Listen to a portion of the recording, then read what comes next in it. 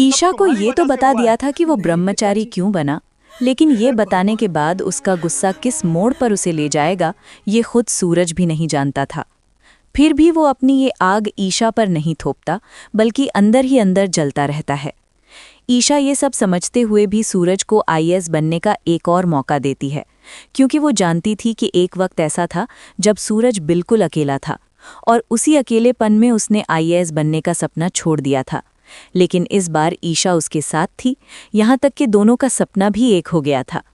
बावजूद इसके सूरज ने ठान लिया था कि वो अब आईएएस नहीं बनेगा, क्योंकि उसके जीवन में एक ऐसा समय आया था जब किसी ने उसका साथ नहीं दिया था, और सिर्फ गुलाब सिंह ने उसके सिर पर हाथ रखकर उसका साथ दिया था। और उसी दिन से गुलाब सिंह की बात उसके लिए पत्थर की लकीर बन गई थी।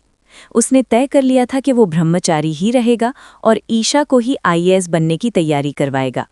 और वीडियो आपको अच्छा लग रहा है तो एक लाइक करके चैनल को सब्सक्राइब कर देना। फिर ईशा भी मन ही मन ये गांठ बांध लेती है कि सूरज किसी की नहीं सुनेगा, चाहे वो उससे सब कुछ मनवाना चाहती हो। फिर भी वो उसे समझाने की कोशिश करती है कि जब वो खुद इतनी मुश्किलों के बावजूद आईएएस बनने का सपना देख सकती है तो सूरज क्यों नहीं।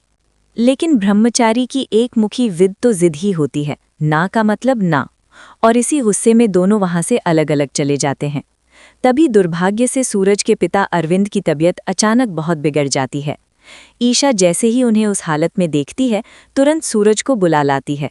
बीमारी की हालत में भी अरविंद सूरज से कहते हैं कि उसे देने के लिए उसका ही कर्ज है, और वो सूरज के बोझ तले मरना नहीं चाहता।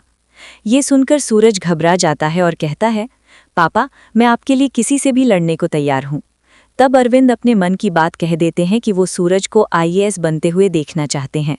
पिता के मुंह से ये सपना सुनकर सूरज असमंजस में पड़ जाता है, क्योंकि एक तरफ उसने खुद से वादा किया था कि वो हमेशा ब्रह्मचारी रहेगा और उसी राह पर चलेगा, और दूसरी तरफ पिता का सपना उसके सामने खड़ा था।